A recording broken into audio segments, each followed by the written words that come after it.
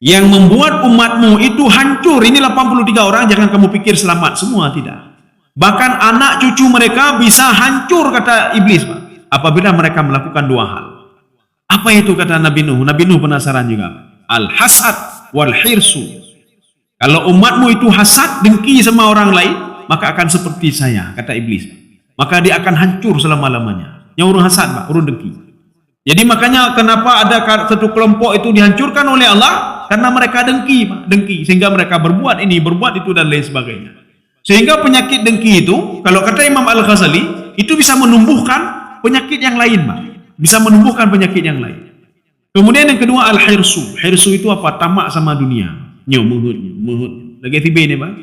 Tiben apa yang kena Pak Jaro, nggak yakin dia.